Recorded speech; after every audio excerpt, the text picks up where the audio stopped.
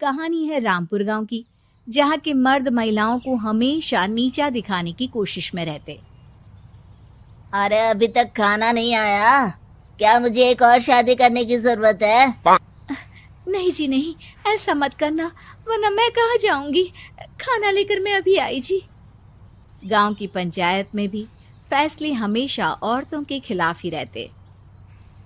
मैं जो फैसला सुनाता हूँ वो भगवान की आज्ञा होती है। इस लड़के ने अपने मन से शादी करके अच्छा नहीं किया। लड़के को घर भेज दो और इसकी शादी इसकी जाति की किसी लड़के से करवा दो, लेकिन ये लड़की, इसे तो गांव के बाहर निकाल दो। नहीं नहीं जमींदार साहब, ये क्या बोल रहे हैं? ऐसा नहीं हो सकता।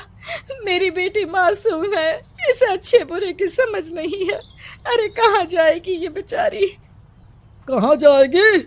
इतनी चिंता है तो पूरे परिवार का गांव निकाला कर देते हैं। बेचारे पूरे बसे बसाए परिवार को गांव छोड़ना पड़ता है। चाहे जो हो, अगर बेटियों को कंट्रोल नहीं कर सकते तो गांव में रहने का कोई मतलब नहीं है। यहाँ औरतों को दब कर रहना होगा। कोई भी अपने हिसाब से कुछ नहीं कर सकता, सब ईश्वर की मर्जी से ही होगा। तभी गांव का एक आदमी दौड़ा दौड़ा आता है। सरपंच साहब, जमींदार साहब, वो कालिया है ना, उसकी बेटी पढ़ने के लिए शहर जा रही है। अच्छा, ये कब हो गया? और कालिया की हिम्मत कैसे हो गई ऐसा करने की? लेकर आओ उसे और उसकी बेटी को। बस फिर क्या था, हाजिर हो जाते हैं कालिया और उसकी बेटी सरपंच के सामने। अरे कालिया, ये क्या सुनने में आ रहा है? बेटी को इंजीनियर बना रहा है तू? और ये बता, गांव में तो स्कूल नहीं है, फिर कहां से इतनी क्लास पास कर गई तेरी बेटी? राधा, जो कि कालिया की बेटी है, उसे लगता है कि सरपंच उसकी तारीफ कर रहे हैं। सरपंच जी, मैंने ऑनलाइन पढ़ाई की है, डिस्टेंस लर्निंग से। सभी में मैंने अच्छे नंबर पाए हैं, जिसे देखते हुए शहर की इंजीनियरिंग कॉलेज में मुझे स्कॉलरशिप मिली है। वाह जी वाह, क्या होती है ये? पहले तो ये बताओ, फिर आगे की बात करते हैं। पूरा गांव राधा की बात सुन रहा था और राधा बोलती जा रही थी। तो ऐसे मैं फ्री में एक अच्छी शिक्षा लेकर गांव में जो कुछ परेशानियां हैं, जैसे बिजली, पानी और इंटरनेट जैसी समस्याओं के लिए काम करूंगी। मैं गांव को शहर से जोड़ने के लिए पुल का निर्माण करवाने का प्रस्ताव रखूंगी। मुझे पूरी उम्मीद है कि जल्द ही हमारा गांव भी तरक्की की राह पर चल पड़ेगा। राधा की बात सुनकर सारे गांव वाले ताली बजाने लगते हैं। सरपंच को समझ नहीं आता कि वो क्या करे। चुप रह नादान लड़की, गांव के खिलाफ जाने के लिए तुझे गांव से बेदखल कर दिया जाएगा, वो भी पूरे परिवार के साथ। और हाँ, अगर ठीक से गांव में रहना चाहती है तो ये पढ़ाई लिखाई छोड़ दे। हम तेरे लिए गांव का कोई होनहार लड़का देखेंगे। तभी गांव का एक आदमी बोल पड़ता है। अरे नहीं नहीं सरपंच जी, राधा बिटिया जो बता रही है, अगर वैसा हो जाए तो हम लोगों को पैसा कमाने के लिए बाहर नहीं जाना पड़ेगा। हाँ जी, और ना ही कोसों दूर पानी के लिए भटकना पड़ेगा। हमारे बच्चे भी अच्छी पढ़ाई कर सकेंगे और आगे बढ़ेंगे, ना कि हमारी तरह खेती करते बैठेंगे। क्यों गांव वालों, राधा बिटिया का साथ देना चाहिए ना। सरपंच देखता है कि गांव राधा के साथ है तो वो चुप हो जाता है। वो घर आकर अपने सलाहकार से बात करता है, जो बहुत ही चालाक किस्म का इंसान होता है। अरे सरपंच साहब, आपको बहुत ही होशियारी से काम लेना पड़ेगा। एक बार गांव तरक्की कर गया, यहाँ के बालक पढ़ लिए तो कोई ना पूछेगा आपको। और फिर ये जो बेटा और बेटी है ना आपके, इनको भी आम लोगों की तरह ही जीवन जीना होगा। हाँ, लेकिन करे तो क्या करे? वो ना आप मुझ पर छोड़ दीजिए, बस मैं जैसा बोलूं करते जाइए। अगले रोज सुबह जब गांव वाले सोकर उठते हैं तो राधा के घर के बाहर और साथ ही वो लोग जिन्होंने राधा का सपोर्ट किया था, उनके घर के आगे लाल रंग से कल आऊंगी लिखा होता है। कल आऊंगी, यह क्या होता है? अरे यह तो खून से लिखा है, लगता है कोई भूत प्रेत या चुड़ैल का साया है। चलो सरपंच जी के पास चलते हैं। सभी सरपंच के पास जाकर उसे सारी बात बताते हैं। अरे ये तो बड़ी मुश्किल की बात है। चलो मैं एक बाबा को जानता हूँ, उन्हें बुला लेता हूँ।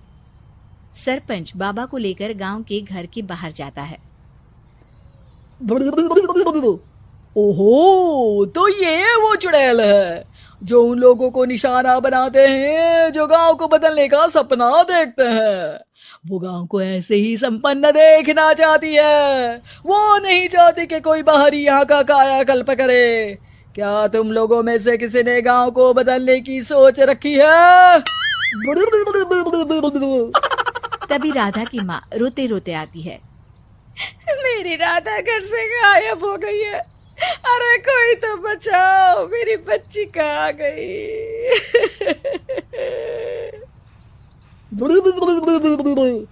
ले गई वो चुड़ैल, तेरी बच्ची को ले गई। अब वो उसे श्रापित करके छोड़ेगी, उस पर चुड़ैल का साया हो जाएगा। तभी बुरी सी हालत में राधा भी वहां आ जाती है। उसके बाल चुड़ैल की तरह फैले होते हैं और कपड़ों में खून लगा होता है। सभी राधा को देखकर डर जाते हैं।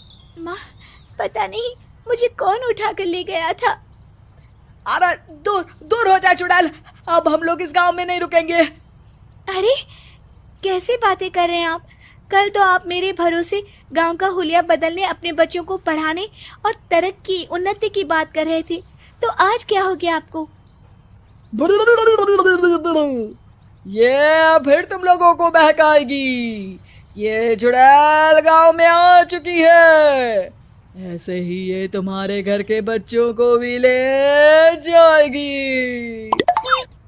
गांव वाले राधा को गांव से बाहर निकाल देते हैं। उसके माँ बाप रोते रहते हैं, लेकिन गांव वाले नहीं मानते। मैं भी अपनी बहन के साथ गांव के बाहर रहूंगा, लेकिन वो पढ़ाई नहीं छोड़ेगी। वहीं सरपंच के घर पर सलाहकार कहता है। देखा, सांप भी मर गया और लाठी भी नहीं टूटी। लेकिन अगले ही दिन सरपंच के घर के बाहर भी वही शब्द लिखे होते हैं। और फिर सरपंच की बीवी कहती है, हमारी बेटी को किसी ने अगवा कर लिया है। तभी राधा का भाई वहां आ जाता है। अरे गांव वालों, मैंने सरपंच जी की बेटी को देखा था। वो चुड़ैल उसे उठाकर ले जा रही थी। अरे क्या मजाक कर रहे हो? नहीं नहीं सरपंच जी, आप नहीं जानते।